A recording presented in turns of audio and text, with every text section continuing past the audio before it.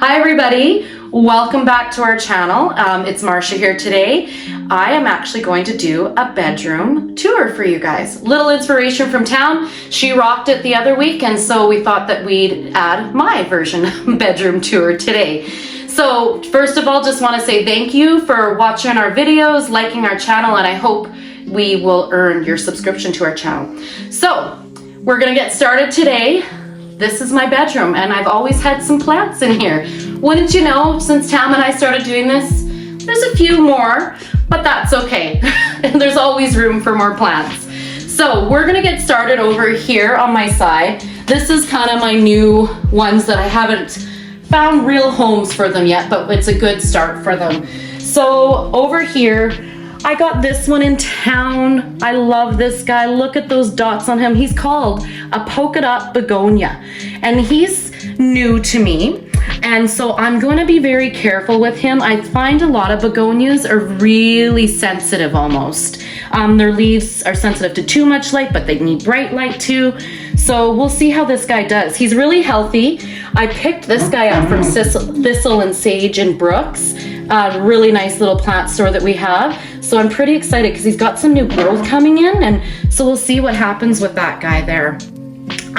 This is the one that was gifted to me from Tamsin, the dragon scale. I love these alocasias, and I love the dragon scale. You guys heard us talk about how they're nice strong leaves, and like I love like all the ridges in them. He's so nice and strong, and look, he's got a new baby sprouting out. Look how nice and bright that leaf is. So very, very cool.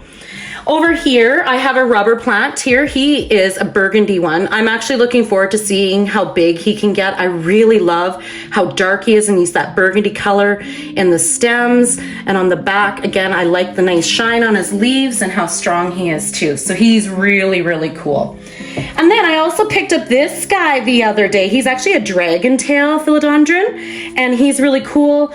Nice, just green, shiny leaves on him, but I like how nice and long and slender. Again, we talk about how when the leaves first come out, they're really bright, and they got a different feel to them even when they're nice new babies. So this is kind of my new corner, and we'll move on up to here. We got our regular pothos up here. Drop the camera. Townsend's my filmer today. Good thing we didn't drop the camera. So up here we do have a philodendron. No, sorry, this is just a regular pothos up here, green pothos. And he's been up here for quite a while. I've cut him back a couple times, I've curled him around, but otherwise he actually does. He is actually quite long. So he's really cool. We got a little guy here. We'll just take that yellow leaf off.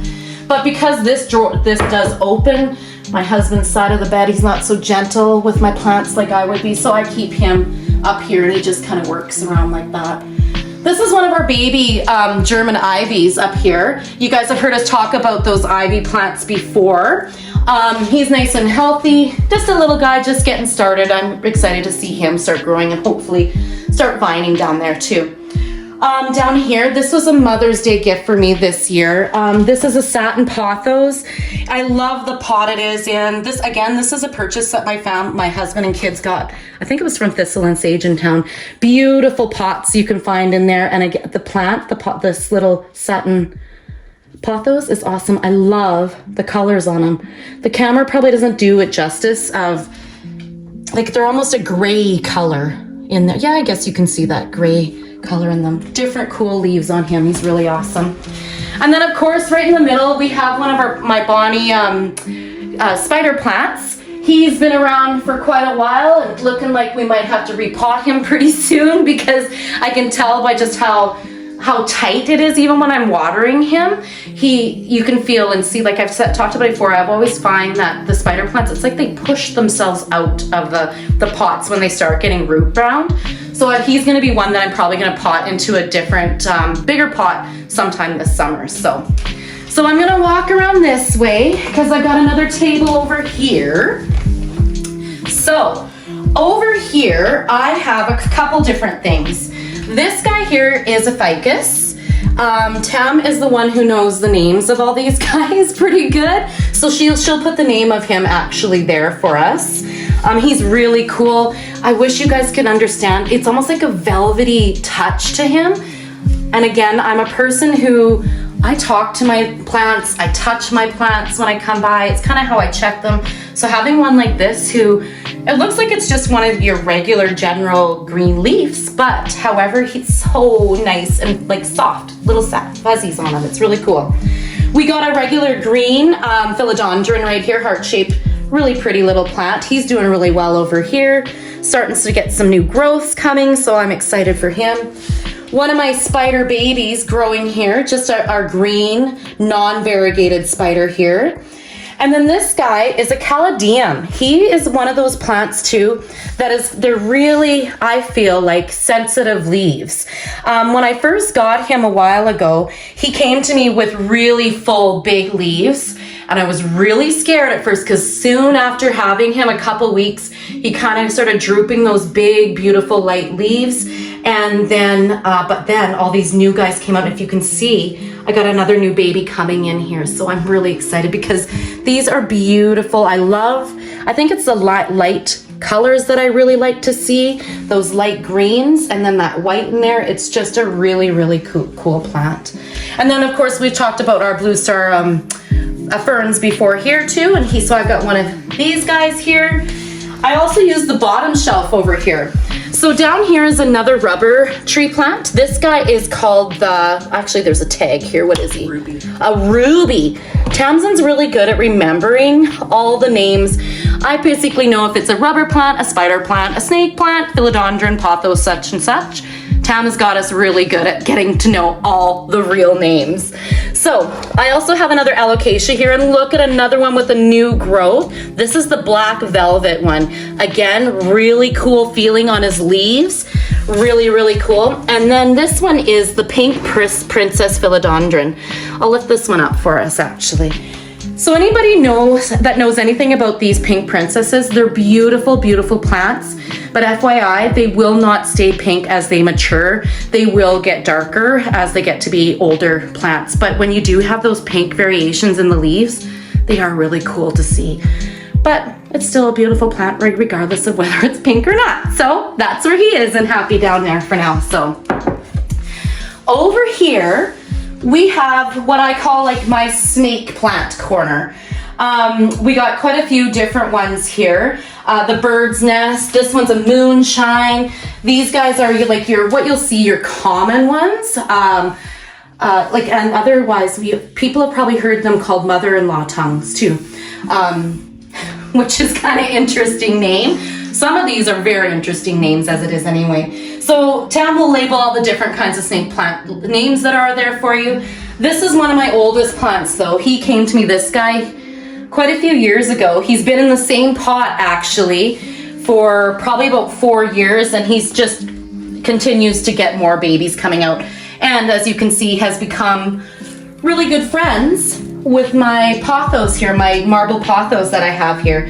They seem to hang out and enjoy each other's company and lean on each other. So up here is, again, my window holds a couple golden pothos that I have. These have been with me for, I think, 3-4 years. So lots of old growth on them. You can see that some of them, like these ones, we're going to be cutting this back soon to start propagating, because this right here, it's even doesn't have its leaves anymore, so I'll be able to cut him back. And then we'll be able to get him rooting and start some more plants. But he is so nice and long and happy, and so I really love these guys. As you can see, I got these hanging in my window. The window that we have in my bedroom is a north-facing window. I do have my blinds here. Most of the time I do have the blinds open. But I do find come the summer months, the sun will, even though it's a north window, be a little bit too much for these pothos. So that's why we will close the blinds, because that filtered light will keep them happy and not too hot during the summer. So those guys are there. Another thing to remember is that there's a lot of weight here. And so what my husband did for me is he's double braced it up in the middle, and then the extra braces at the ends, so that can just hold the weight. Because I think when I repotted these guys a couple summers ago, they were like almost 40 pounds when I first potted them, put the water in them. So it's probably a good thing. Paul, added some extra support there for me. Again, another pothos here. I see I've got a couple yellow leaves, pretty normal. I just go break them off. They come off really easy when they're yellowing like this. I don't know if you can get in there, Tam. I always just kind of pull with the plant itself. So that way you're not ripping any part of the stem or anything off. But when they get like this, there's no real coming back from that. It's not like they're gonna revive. So taking those yellow leaves off is totally okay. I've always felt that some of those leaves that are dying off like that, you kind of want to get rid of them because you don't want to take the plant's energy away from the rest of the plant. You want them to continue to grow and be healthy, but if it's wasting some energy on those ones that are dying off, take them off. So over here is another bit of a jungle corner here. As you can see, I've added the really cool Buddha that Tamsin picked up for me just the other day. I love him. Look at his leaves. He seems to be pretty happy here. Yeah. And then this one, our Sabrina Alocasias here. He's got some great big leaves with, look at the stems and look at all his little babies coming in, his new friends. I'm so happy for this guy. So he seems to be doing pretty good down under my windowsill, and I keep him, yeah, he's not bad. I just watch, like anything, I'm always checking their soil. I usually I'm always sticking my hands in the pots to check all the time. But he's doing okay. You can see he does have a little bit of browning on his tips. I'm not too worried about this yet. If it gets to be too big, I will maybe just trim that up, cut it up. I unfortunately don't have the patience to use distilled water or let my water sit. I water all my plants right from my tap. So I think that's where some of this browning that you do see on some of the kind of more sensitive leaves is happening for sure. So also down here, I do have another Alocasia. This is the pink dragon. Look at how shiny and big, like look at how big those leaves are. He is so happy, and he's got a nice little blue guy under there too. So he's pretty cool. I'm happy with him. Up here is a birkin Philodendron. I love the colors in, let me tilt it that way for you, Tam. I love the colors in him. Look at how small those little lines are, and then look at his little growth happening in there. So he's doing well in this corner too. This guy is I can't remember how to say him. Aglaonema. And this is a perfect example. You've heard Tam and I talk about when you are repotting, to be conscious of not repotting them too big. This is exactly what happened here. He was quite full in his old pot that he had. He was beautiful, but then I potted him in this guy and he was just ended up being too big of a pot, and now he kind of looks spindly. I mean, he's coming, don't get me wrong, he's got some new growth, but this plant, like I said, it is about 3-4 years old that I've had him, and he used to be quite full, so I felt really bad that I put him in too big of a pot. And I think that's a good reminder for everybody not to rush to those big pots either. Sometimes, like these guys, I know that they're going to be root bound in here again probably. You can see I've even wrapped some of these. Sometimes they're happy. It's okay. But when they have too much room for those roots, this is exactly what's going to happen for you.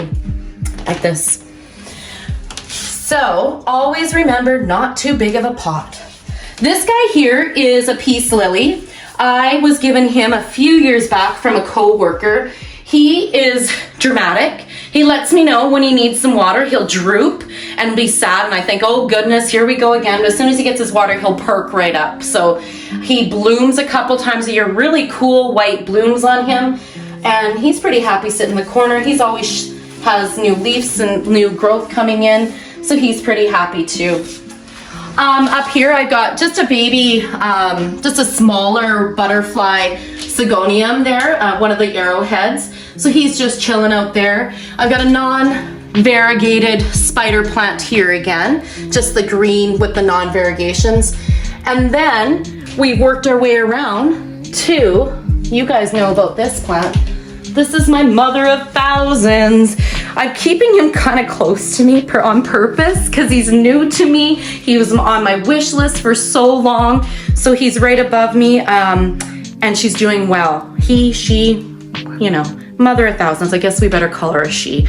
But look at the new babies coming in already. The new leaves here. And if you notice, I've already popped some of those little baby things in there. So I'm excited for them to take root, start growing, and then soon Tam's gonna have her own little plant of her mother of thousands. So that is my bedroom plants. That's all there is today. Thank you for joining us. Thank you so much for taking the time to watch these videos. Tam and I've really enjoyed it, sharing some of this information with you guys. And we love how we're reaching out to so many different people and realizing we're not the only ones that are a little plant crazy or plant fanatics, I guess you can say. I'm gonna put this guy back up here and just wanna say thank you so much. Please like our channel, please subscribe, and check out our Instagram page as well, wet.our.plants. And otherwise, we'll see you guys again soon.